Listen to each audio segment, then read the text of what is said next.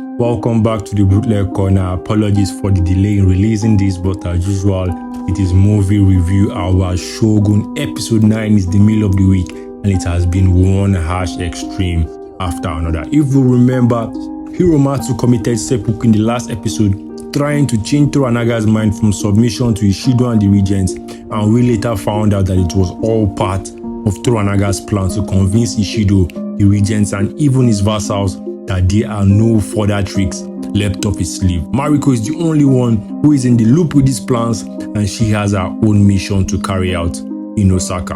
The episode launches with the arrival in Osaka, followed by a meeting with Ishido.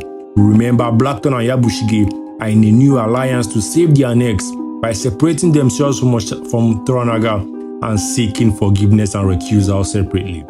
Yabushige offers his services to Ishido as well as Blackton as a gift to help with naval firepower, but Ishido is unmoved by this. He dismisses Yabushige as a traitor and says he has no use for a barbarian who the Christian regents want to put to death anyway for being a heretic.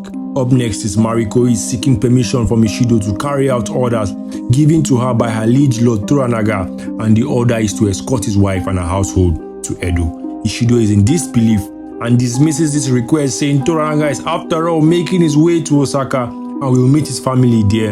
And even Lady Ochiba tries to intervene and pull Mariko away from her quest by offering the occasion of a poetry competition. But Mariko is way too laser focused and offers up a poem with lines so bleak they understand the underlying tones immediately. Mariko shows remarkable steel in her spine, refusing to bend, interrupting both Ishido and Ochiba, asking if the families residing in Osaka are now captives, blowing out the doors to what everyone knows but doesn't say. Ishido refutes her claim and says everyone knows what the truth is, and Mariko says she will only obey her liege lord and his strict orders. Ishido says she cannot leave Osaka, and Mariko replies that if that is true, the regents are prisoners.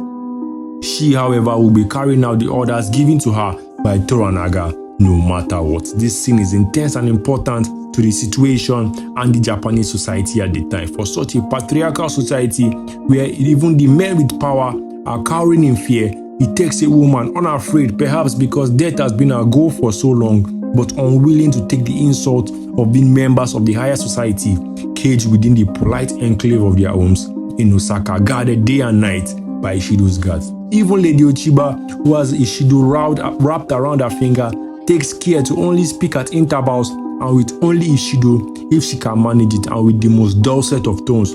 Meanwhile, Mariko's calculated outburst challenges all these rules, not just on women, but for the entire regent assembly. Mariko states that she will be following Toranaga's commands no matter what. The next day is the display that will live in the hearts of both the regents and vassals in Osaka forever. Mariko is leading Toranaga's household alongside designated guards in an attempt to leave Osaka, but are stopped by Ishido's men. There is a quick battle which sees Mariko's guards dead, despite their valiant efforts, and Mariko attempts a futile charge to pit the guards on their own, while the remaining regents, vassals, and members of the court watch from the rooftop silently. Following defeat, Mariko announces that since she cannot follow her lord's orders, she will have to commit seppuku to avoid bearing the shame, and asks Lord Kiyama to second her. I talk about this Japanese era being so fast with their life and death equations in the last episode, and I had the chance to watch the trailer for this series again, and I saw a scene where Mariko tells Blackton that death is the only punishment in Japan, and so that explains a lot. Yabushige, on the other hand, is at a loss. He has tried to play both sides and failed. Betrayal of Toranaga has lost his reward when Nagakado killed Josen under his watch, and now Toranaga has committed himself to ending his life, and while Ishido has also rejected him. He sees the situation with Mariko on ground and wants to be let in on Toranaga's plan, but he has burned himself out of any favors because Mariko tells him there is no plan, and Toranaga simply wants to see his family in Edo before he dies. Blackton cannot believe Mariko will put herself to death and is begging for her to consider, after all, what is the line between loyalty and foolishness. But Mariko, whatever she might feel for him, cannot override her commitment to her cause and Toranaga's orders. Lady Ochiba is another one who wants to know how the wind blows. She invites Mariko and Blackthorn to a meeting with the heir, but what she really wants to know is Mariko's plan for action and if she's really going through with seppuku. As to Lord Ishido, Mariko has put him in a tight spot. If he lets Mariko leave, the other families will now have to ask to leave, and if he doesn't, Mariko's seppuku will incite the other regents and other families outside Osaka towards rebellion. So this is a lose situation on his hands, and one that must be handled delicately. But if we know anything about Lord Ishido, these are situations in which he thrives in. Mariko has prepared a seppuku arrangement, but Lord Ishido has locked all the regents within their household, and so Lord Kiyama cannot attend to second her. Blackthorn offers to do so, but then I'm thinking, look at this guy that couldn't even handle a katana in the last 2 episodes. How can he behead someone with one strike? But then I remember he was a pirate, but even at that, it is clear that his experience has been with guns and not blades, and so this situation is not really alright with me. But then before she can go through with it, Ishido arrives with her permit to leave Osaka, and the other women begin asking if they too can leave. But well, we should know by now that this is a say one thing and mean another thing society. By my account, there have been at least 4 assassination and ambush attempts so far in this series, and it is no surprise that this episode ends with another. Yabushige gets a message that his offers for service to Ishido have been granted, but not without an immediate duty and sacrifice. And we see this play out as he kills a guard protecting the Toranaga's household and letting Ishido's assassins into the compound. From here, it is killings and futile escapes, while Blackthorn gathers the remaining members of the household he can find, and they lock themselves in the storeroom. Even Yabushige has somehow weaseled his way into the group, even though I'm not sure if this was deliberate or misadventure on his part while trying to find a good hiding spot. It is confusion and terror on their faces when they realize their hiding spot has been discovered and fuses are getting lit up to blow up the storehouse. Mariko, rather than hiding, instead runs in front of the door with the lit fuses and tells everyone to remember the treachery of Ishido. Her long-awaited death is here and confirmed when the door is blasted open while fire and brimstone rain down on the inside.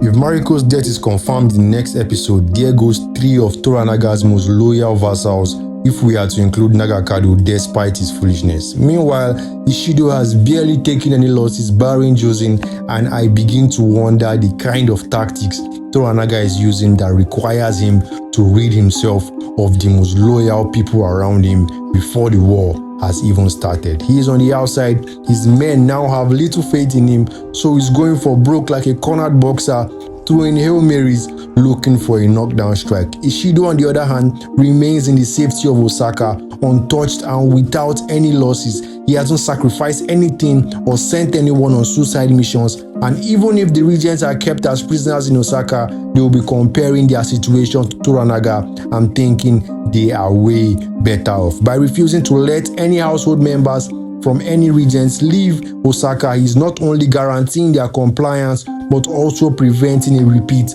of the situation that saw Toranaga escape in his wife's carriage the last time, and this was allowed only in episode 1. So once between, twice shy, he's given no chances for a repeat before some important regent sneaks off undercover with the entourage. The assassins are a nice touch since nobody can point fingers to the culprits, even though they know that Ishido is behind the attack. It remains to be seen how the other regents will respond to Mariko's seeming death, if that is confirmed, or maybe they will say the assassins are bandits. But then, if that is true, Osaka isn't safe, and they can use that as a push to demand permits to leave. But even at that, they've seen what happened to the last person who wanted to leave, and we can also remember Lord Sugiyama, who got ambushed about 4 episodes ago. So it is clear that prison in Osaka might be preferred to death outside it. As to Toranaga, it is unclear if this was a predicted outcome for him, because at this point, his losses have been racking up significantly, even as he's trying to counter them. Nagakado, Hiromatsu, and Mariko are dead. His brother Lord Saiki has turned against him, and half his men were lost in an earthquake. So it is only so much he can take. How he'll react, we'll have to see, because he wasn't featured in this episode at all. This is still the Bootleg Corner. Hit us with your thoughts in the comment section. Don't forget to subscribe. Keep it locked in, and we'll be back.